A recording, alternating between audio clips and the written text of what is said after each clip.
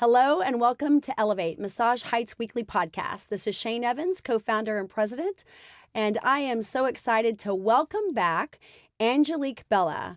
Angelique is a massage therapist at the Stonebridge Ranch location in Dallas, Texas, and we're looking forward to hearing more from her about her career and what led her here to Massage Heights.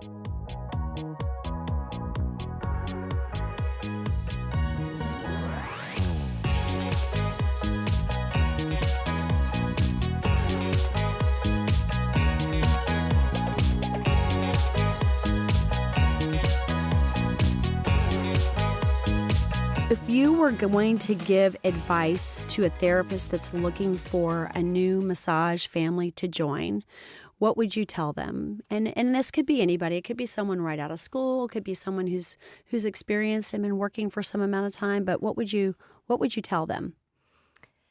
I think I would definitely let them know that they have to choose a place that will be aligned with their goals. So they need to figure out what they're looking for, what their specialties will be, what their core interests are. Mm-hmm. If they're interested in sports massage or if they're interested in prenatal or whatnot, just to figure out where those passions lie. And then they can look around for the families that will work best for them. So what I've learned is getting a lot of experience, getting your hands on a lot of bodies, that is the best training ever. Sure. And so one of the benefits of working at a Massage Heights is that you do have the opportunity to work on a lot of people. And you only get better by working on people, but the training is wonderful. It's very supportive. So one thing that you might offer that other places won't is training. Mm-hmm. So your leads train, and then you offer continuing education. I think it's a supportive environment. So I would tell them to choose a place that they feel supportive, unless they have the funds to do it independently. Sure. You really want to expand your knowledge, because what you graduate with from your core studies isn't exactly what you're going to want in the future if you're going to specialize. But I always try to tell people, do what you love, think of the bigger picture. So for me, I could go to Dallas and I could be a spa director at a hotel. Mm-hmm. And I don't choose to drive an hour and a half each way or an hour each way and work weekends away from my family so far away. And there's a quality of life issue. So you need to find balance in whatever that is and have confidence in yourself of what you do. So, like, I enjoy working at this Massage Heights. It is literally 1 minute from my home. Mm-hmm. On my breaks, I run home and have a steak salad and kiss my kids and come back, And I just love that quality of life that I have chosen for myself. So I would tell people, choose what works for you, but definitely try to close your ears to what other people say. You have to do what's right for you. Absolutely. Because yes, you can go medical. Yes, you can do private practice. You can do hotel. But if you focus on what we truly do, if the practitioner focuses on what they truly do, they need to put the ego aside and not be a diva and say, I will only work at, this top 5-star hotel. It's 2 hours away. I mean, does that work in your life? Yeah. Or, is that what you truly want? Right. And if it is, that's wonderful, if you find that balance. But I do know that I am extremely pleased with my experience. And I would recommend to people to look for a business that's very supportive and would provide this kind of education and continuing education and support and quality of life. And like I said, for me, it works really well. Yeah, that convenience piece of it, as well as the other things that you mentioned. So speaking of goals and goal alignment, what are your goals for the future? I mean, you've got 20 years of experience. You've done, a number of things within the industry and learned a lot of things. And I'm guessing from a skill set perspective, you've learned every modality that you possibly can. I would imagine. Or what are you? Is there anything out there that you still want to learn? Oh, yes. Yeah? Yeah. I have not learned it all for sure, but I have. So I've taken a lot of trainings, but it doesn't mean you're an expert or retain it all just because you've studied something. What I feel that I'm going to do next is probably a lymphatic specialty. Mm-hmm. And I've worked with hospitals for the last 20 years on and off, and right now I have a family member, and she is suffering from ALS. And she's kind of advanced stages, and I see her for massage, and it's one of the few things that helps her breathe better. Because if anyone knows what ALS is, it really takes away your body's ability to have your muscles respond to what you want them to do. Even your automatic nervous system. Eventually, breathing it becomes very difficult. You need machines and so on. So the fact that I can do a massage on her and she can breathe and sleep better that night is invaluable. And I've always had my heart set more in integrating massage with medicine. That was actually my first goal when I went for going to graduate school, is I wanted to do this medical anthropology and work on changing our paradigms for healing in this country, because it's just so pill-driven. Yeah, it is. And it is that. Different things for different people. So sometimes there's a place for it, and sometimes other things will help. So my next focus will probably be lymphatic specialty. And ironically, I know I get teased a lot because I enjoy doing some of the more light pressure massages or hot stone luxury. But there's value in that. I think people don't understand that. Yes, there's deep tissue therapeutic, and that is one definitely wonderful thing to do, but the light also has value. It doesn't have to be boring, as some people like to say, especially if you're older, if you suffer from cancer, or you're a survivor, or you're going through some certain chemo, you need that super light pressure, and it is amazing how you will feel afterwards and how you will sleep. And there's even research to show that, pain reduction, perception, and after a massage like that. So I do like to open people's eyes to say there's all kinds of massage. I do, neuromuscular therapy and very deep stuff, but I can't survive 20 plus years doing deep every day. And so I like to mix it up and learn different things. So my next step will be lymphatic. And obviously you work a lot in oncology departments and post-surgeries. But that's something I can incorporate, and I'm going to live in this area for quite some time. My kids still have to finish their schooling. So my goal is to have a home base. And so I'm hoping to choose this place as my home base, even if I do some things on my off days, So what about your ultimate goal? Obviously, learning lymphatic is a goal of yours. Do you have a broader goal in mind for your future as a practitioner? As a practitioner, right now, I'm kind of starting my career over again, shall we say. So I'm kind of leaving it up in the air as a practitioner. I know my business that I own out east, we are kind of resurrecting and changing some formatting that we're going to do. But it's a different business. It's not a brick and mortar spa. We do some other services that we're just reevaluating. So, is this the business you were talking about, kind of merging Eastern and Western medicine? That's actually that was more of my education. Okay, got it. Okay, but the idea is that you want to be able to improve health in whatever way you can. So it might be different avenues, and I'm just kind of excited to see what my role is going to be here in the future. Do you want to talk about it a little bit? What the idea is? Well, yeah. So before there were major companies for outcall, we were the primary company out in Washington, D.C., Virginia, and Maryland. And so I had relationships with hotels and hospitals and VIP clients and sport teams, and we would provide therapy for practitioners for on-site events and venues, movies, and all kinds of stuff. But we had to choose everyone. We knew everyone. We knew the therapeutic specialties they had. It was very personalized. And our model was, unfortunately, for the good and bad, it was built on the fact that it's expensive luxury. And so it was kind of recession-proof. The people who called us no matter what, because they really needed the help, but they could afford it, And this is where this niche where I'm working at right now is invaluable as well, because it's offering it to the greater public. But when I used to do that kind of work, I always did volunteer work for free at Georgetown Lombardi Cancer Center or different hospitals, Children's Hospital in Chicago, trying to help bring it to that medical community there. Got it. So I'm not sure what the bridge is, where it's going, but I do know it's multidisciplinary. I do know that we're on the right track and finding ways to help people, and not one size fits all. True. And I'm just excited to see what we do in the future.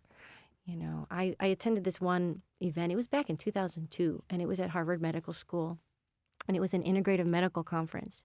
And it was probably the most exciting place I'd ever been, not like I a rock bet. concert, like no rock concert. No, this place was the most exciting place to be. I can only imagine. Everyone who was there was a doctor, a nurse, a pharmacist, naturopath, massage therapist, chiropractor. It was just people interested in the future of healthcare. And it was so exciting to hear about kind of what they're doing globally and what people are trying and realizing that there's not a one-size-fits-all, that people are different. If you're religious, then religion may play a part in your healing. And if you're not, it may play a part in your healing and so on. Or whether you believe in supplements or tying a red ribbon on your wrist and touch therapy and how important it is to be able to offer that kind of therapeutic help in a culture where we are driving in cars and touching keyboards all day and on cell phones. There's not a lot of that touch. So true. So it is interesting to see where it's going, but I'm very excited about it. I think there's enough people talking about the future and how we're going to kind of be well and help each other in all different kinds of ways. Well, wellness is really the future, right? I mean, it's here now, but it's just going to get bigger. It is, I think, one of the things we've talked about for years is, this big aging baby boomer population and, people that are just looking for alternate ways to take care of themselves so they're not taking the pills and those things just making their bodies worse, masking the problems that they have and, causing other problems, right? And physicians generally are pretty quick to prescribe things, and I think for physicians it's a hard place for them to be too, because what do people want? A quick fix. Most people are not willing to do the work that it takes to achieve health. When you think about just the population of people that are overweight or that takes work, right? It takes diligence. It takes a plan. It takes sticking to that plan, and the food that you eat and the exercise that you do and all those things. And no different for pain and pain management and all that. I think that doctors are really challenged, unfortunately, because they know that the majority of their patients and kind of where they are in the stage of whatever they're in either don't have the capability to do it or they just don't have the mindset to actually do it, right? So puts them in a really tough situation.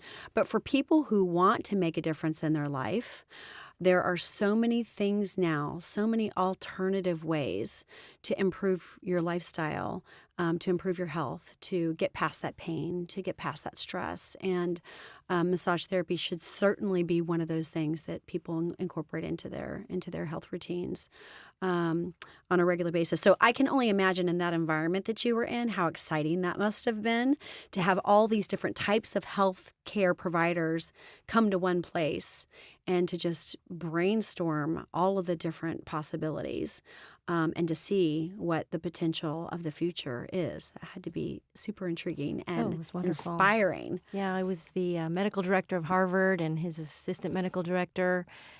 He used to practice Chinese medicine when it wasn't. He said he was thrown in jail many times for practicing acupuncture. Wow. Because it was medicine without a license and this and that. But I'll tell you, so money's always behind everything, of course. And so with a big point, obviously all the physicians and the people who there care. Yeah. They were there because of the caring.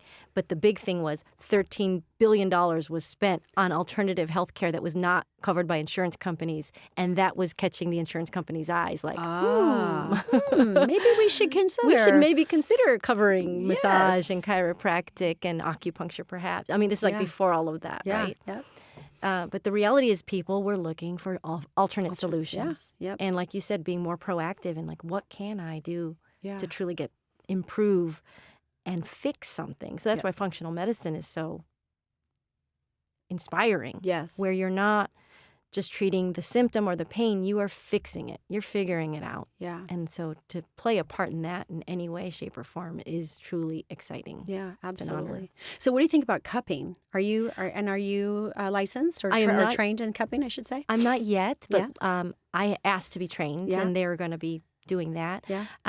I think that's going to be exciting. The only people I knew who did cupping before were my acupuncturists that I used to work with. Yeah. So the fact that the massage therapists have the opportunity to be trained and get certified here through Massage Heights is pretty incredible.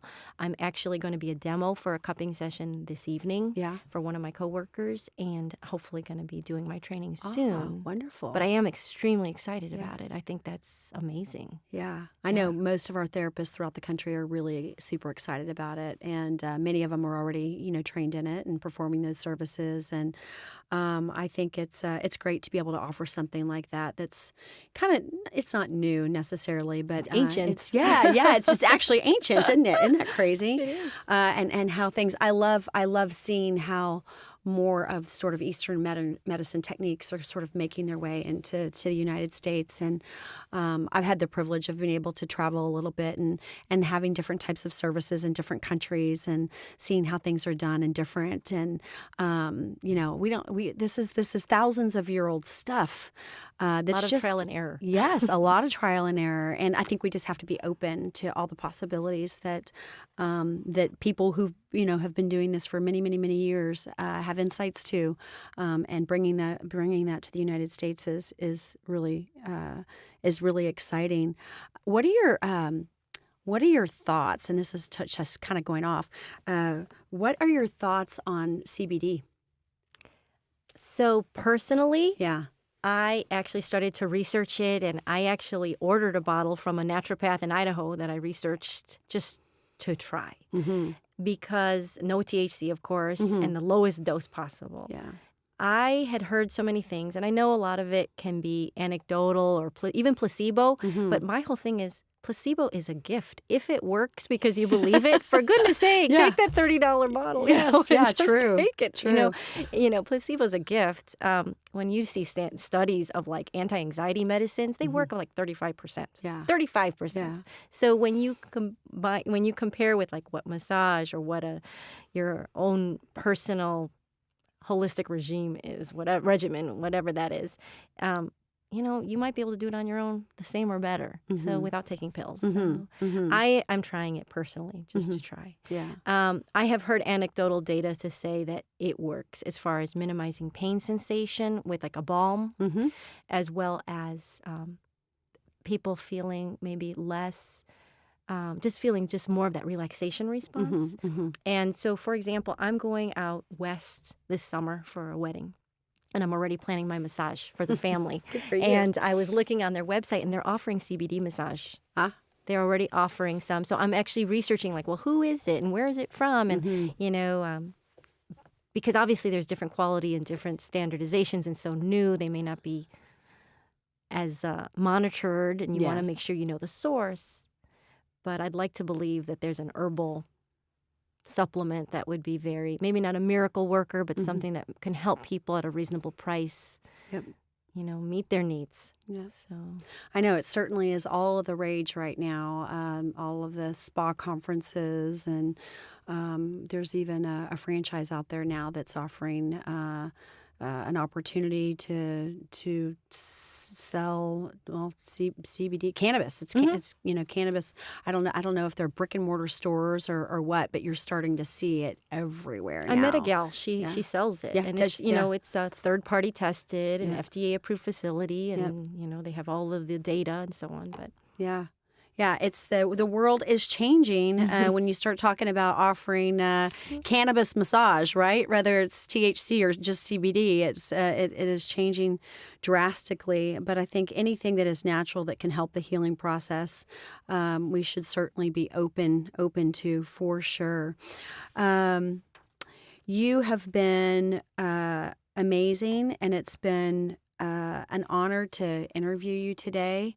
And I know that you, it just you saying that there are so many other people that are great on the team there, and recognizing that just is a testament to your character and your leadership as well. And so I'm just so excited to have had you here. And I hear everything you're saying. We've got so many great people. We can't just have one, right? And it's sometimes that's sort of humbling when you start thinking about that.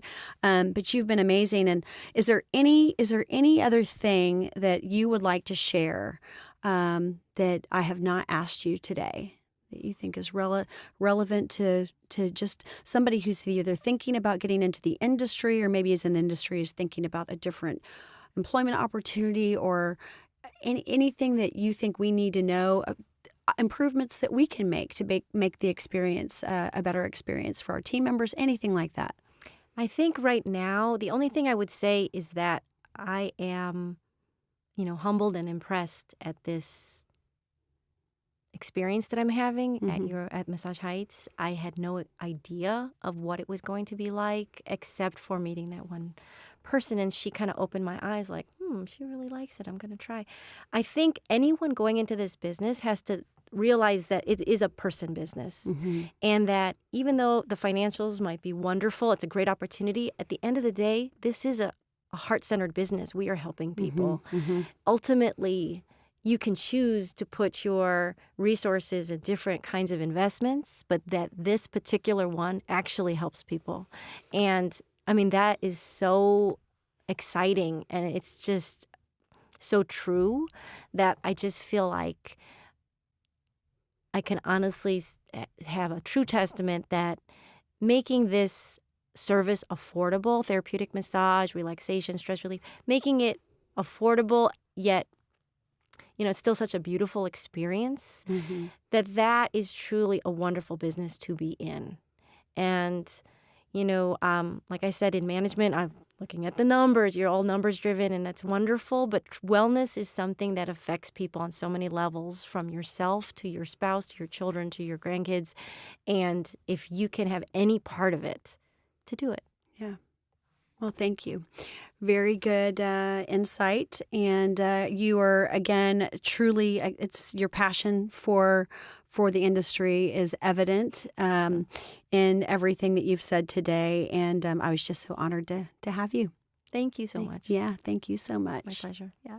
Now that you've heard from us, we'd love to hear from you. If there are any particular topics or special guests that you'd like to have on the podcast, please email us at communications@massageheights.com. Please don't forget to like and subscribe to the Massage Heights YouTube channel. And as always, elevate the everyday.